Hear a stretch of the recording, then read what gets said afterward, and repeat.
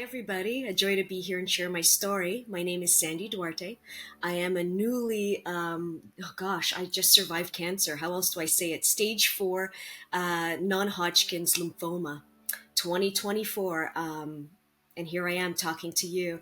I live in Los Angeles, California, and I have to say it's a beautiful place to kind of get sick, being surrounded by all the beauty. And my gosh, I'm an artist, a creative. I've done a lot of film and theater. I thought I had a bad cold. I thought I had some lung issues, bronchitis, walking pneumonia. I was coughing a lot, and the cough got worse. And I thought, something's off here. And then I started to deteriorate slowly and slowly, get weaker and weaker, where I couldn't even like walk up a hill without grabbing a fence or a car, like like it was getting bad. I'm like, something's not right here. What's wrong with my lungs? I really thought there was something wrong. And a few doctors gave me antibiotics. It didn't really work. Finally, I'm like, I'm going to go see my doctor and get an MRI. So we get an MRI, and I get a call from my doctor a few days later, and it's that voice. I always say it's like the voice that you hear in the movies. You know it's bad news. I'm like, oh gosh, I know that voice. She's like, they found something on your chest, like a mass. They want to see you again. Go redo the MRI, but more in depth. I'm like, okay, that's weird. I'm still thinking, whatever, could be a cyst, would never think cancer. Do the MRI again. I get again the same call from my doctor. This time it's with a sense of urgency. And she goes, basically forget the lung. There's a huge mass. She didn't say the word cancer because no one can say that until you're seen through biopsies and stuff. She's like, you need to go to the hospital right now. I'm like, all right. So I end up going to the hospital, and then I never left. I thought I was just going in for a little, they kept me and did all the biopsies you can imagine, and eyes wide open, no anesthesia. And 2 weeks later, we discover doctor comes in and he says, you have cancer. I reply with an F bomb. What the F, basically? Like in shock, jaw dropped. Last thing I would ever imagine. I'm healthy. I've taken care of myself all my life. I do yoga, I work out. Even my circle, they're like, from all the people in our friend circle, you're like one of the healthiest. How does this happen? All the questions start to arise. Oh my gosh. There's so much that goes through your head. At first it's that reaction. It really is like a bomb. So it still makes me emotional to think about. What happened is I had a 10 by 15 mass on my left side chest. The reason I couldn't breathe or anything is it collapsed my left lung. I had no lung. So they're telling me, you know what, people live very normally with one lung. I didn't accept that either. I was like, no, I'm not living with one lung. I want my two lungs. So that's what that happened. But it took 2 weeks. They took a lot of things, a lot of scans, several biopsies, all sorts of stuff. And then we just had to wait. There's so many types of cancers out there. A friend of mine who's a doctor, I was talking to him and told him about this. He gave me three cancers that we hoped for. Lymphoma was on the list, and the others I can't even remember the names because lymphoma. I got the cancer lottery. It responds well to chemo. I didn't need surgery. If it was any other cancer, who knows? I might not be talking to you right now. So that the waiting was like the thing where it's like, oh God, it has to be one of these three, and it could be either or. Like you don't know. 2 weeks later, the results come in. And when he came in and told me that I have cancer and I have this type of cancer specifically, I said, yeah. And my oncologist, the doctor, looked at me like I was nuts. Like, oh my God, I was so happy. He's like, what the heck's going on with this lady? Because I knew when he said the words lymphoma, it's all I needed to know. I'm like, okay, I'm going to be okay. I knew it. And then they're like, your treatment's going to be advisable because it's stage 4 and it's massive. He was growing very rapidly and he already took out my lung. They're like, it's chemo. It responds very well. They give you the statistics. You don't need surgery. And I'm like, let's do it. Let's do it.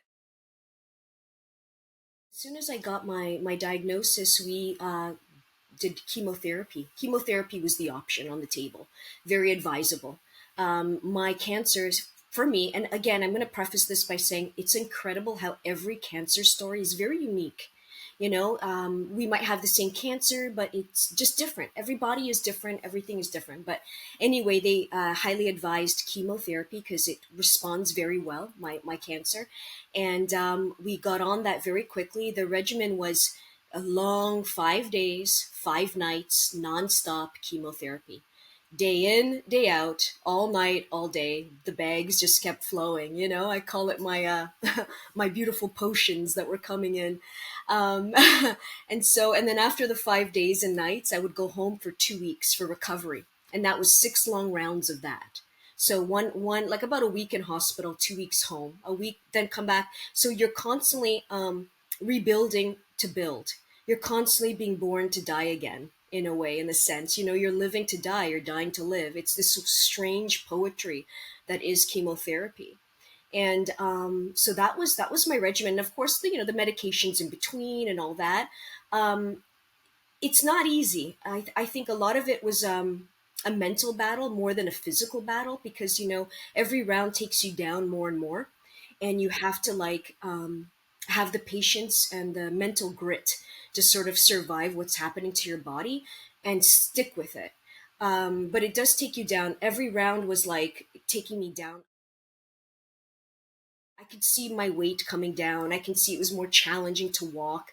I could see a lot of things. You start losing your hair rapidly. It's a real descent before you can come up again. But yeah, I feel like the mental grit was even more of the important ingredient to survival, because a lot can happen to your body, but if you're not there with your mind to support it, um, it can get very tricky. It can get very hard, um, and you have to keep moving your body. So in between my rounds as well, those 6 long rounds and the chemotherapy and the in between drugs I had to take, even if I looked like a zombie, many times in my neighborhood, I'm just like this weird lady walking. Even if it was like the slowest steps, I took my steps. I kept moving to encourage the momentum of life to flow through me. Because if you stay bedridden, even though you're exhausted, it's like you're telling yourself you're over. You have to keep the momentum, that spirit moving. But it was hard. It was a quite the decline. I don't know if that answers things, but and my dosages were very high. I was able to handle very high dosages, and it was more, I swear to you, mental grit. You gotta have faith, read things. You're gonna get through brain fog. All the stuff that the drugs give that do to you. um, you just have to flow through it, and and just keep going. If cancer's a taste, that's what it is. It's the physical element of losing your hair. I had, and it was after round one. I had chopped my hair off in a little bob because it was falling so much, and I'm like, oh, I got this. I love my bob. I'm like, I can rock this for a few months, but no, a week later, I'm like, I have to shave my head off. It was falling so much that every time I woke up, my pillow was filled with hair, the floor, the toilet, like, and I thought I was crying every morning because it made me feel weak and not in control. It's too much of an obvious symptom of the disease. So immediately after that, a good friend of mine, I said, can you shave my head off? And I have a video that I posted about it. I'm just sitting there in the garden, and he just took it right off. After that, I felt strong and empowered. I felt badass. I didn't have to see the remnants of loss. I was now seeing the possibility of growth. Right. So for me, the hair loss, even though I've done a lot of different things to my hair, I've had this do before intentionally. There's nothing like seeing clumps and it's all over, and having to vacuum the faces of cancer all over. You know what I mean? It was way too much cancer around me. It had to go. So I found it to be a very empowering move, because then you don't have to worry about, oh, cleaning up. And no, you're just clean. Forget about it. Now let's just do other things. Yeah, it was a real thing. The hair loss is. I'm not a religious person. I'm a spiritual person. You can take so much from so many beautiful philosophies out there. So it's finding one that speaks to you and praying, meditating, um, leaning on love, leaning on light, um, reading good books. One of the places that was a key part of my life and been a key part way before cancer, I've been going there for meditation gardens, is self-realization fellowship created by Mr. Yogananda, an incredible yogi that brought yoga kriya to the West. And he's got a beautiful gardens, and I would go there and just meditate and pray and feel the good vibrations. A few friends of mine even gave me journals, like, you should journal this stuff. Funny stories with hospital roommates, just things. And I'm like, I don't want to journal. How, like, does the world need another cancer story? I really thought this, and like, there's so many books. I'm like, who needs another book? Like, who the F am I? Like, I'm not even a writer. But anyway, one day I'm walking and with my chemo friend, we're walking around with the wheels, and titles were coming into my brain. It was so weird. I'm like, downloads. And I'm like, what's going on? I'm going to write a book. Like, and titles. I'm like, no, but I'm not a writer. And then I just, the title of my book came to me. It's Cancer Ramblings. And as soon as that came, I saw the cover. And it was the permission. A ramble is loose. It's not me trying to be this, university degreed writer kind of. I'm not that. There's brilliant people like that. He gave me the permission to just be and be a mess. And from there, I started every day just writing. And what I call this is writing to the light. How this ties back to advice for your people viewing this is get a journal. And it doesn't mean you're writing to you, but what can you write into the ether that gives you strength? How can you write to the light? What is your light? What is your spirituality? What is your God? What is your love field? And write to it. And so by writing to it, I would just, whether it was midnight in my hospital bed, it so lightened the load inside me. It helped me make sense of the nonsense that is cancer. Something that I do is just every night, or even in the middle of the day when you're feeling helpless or hopeless, and believe me, there's many moments of that. As positive as I am, believe me, I saw the face of the dark many, many times. I don't want to see it again. But I came back to my raft, which is gratitude. No matter what, I was able to have a beautiful coffee. My Uber driver delivered me a meal to my hospital. He made it all the way up. A friend visited me. Somebody did this. Gratitude every day. You start reforming your brain to see beauty in your pain. So very simple things, but very effective. How simple is it, Nikki, to put a seed in the dirt? It's not complicated. You put the seed in the dirt, you put it there, and anybody can do that. Put a little bit of water and you leave it. And then you water it and you water it.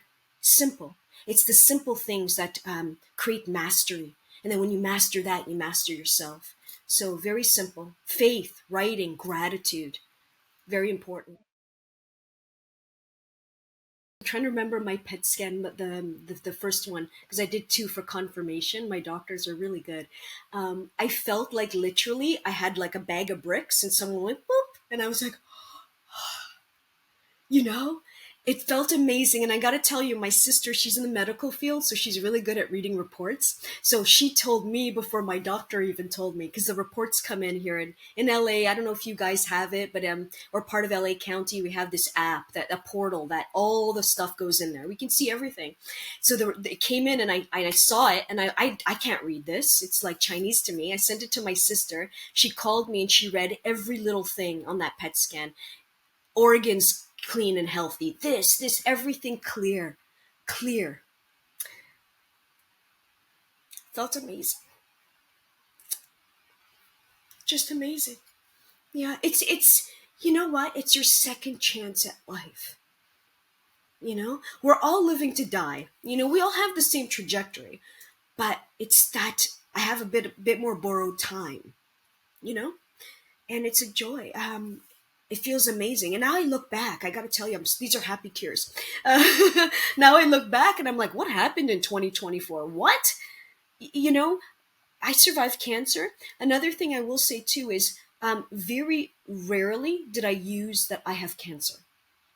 I believed to not subscribe to that. I am this, I am that, I didn't want to subscribe to that. Cancer was an interesting friend that was visiting me.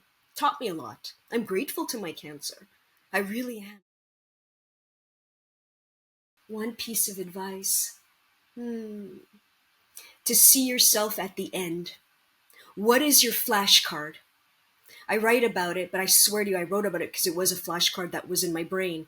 As soon as they gave me the diagnosis, and I remember having 5 doctors around me, I said to them, I don't need to know the details of how I'm going to get there, but I'm going to get there. I'm going to be walking out soon. So you guys figure that out. And I already see my vision at the end. My flashcard was 2. I'll tell you one of them. and it would just pop in my head. It takes a second. What is your flashcard, viewers?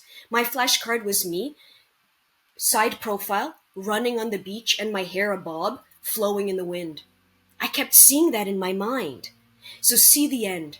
See your positive end. Hold on to it. What makes you feel good? For me was I'm running on the beach. I don't know why this image just kept boom. And as soon as I got that, it eradicated the other stuff for a moment. You keep nailing that fear thought of I'm not going to make it to I'm going to make it. So assist your medicine, assist whatever choice of therapy you want to do. Some people choose therapies, not. Every story is different. But whatever you choose to see that positive outcome as you're fighting and going through this process. That's my takeaway. My question is, what is your flashcard? What is that moment that just takes you out of yourself? You go, there she is. She's running on the beach. And then guess what? After this year, I was running on the beach and I was like looking around like, holy cow.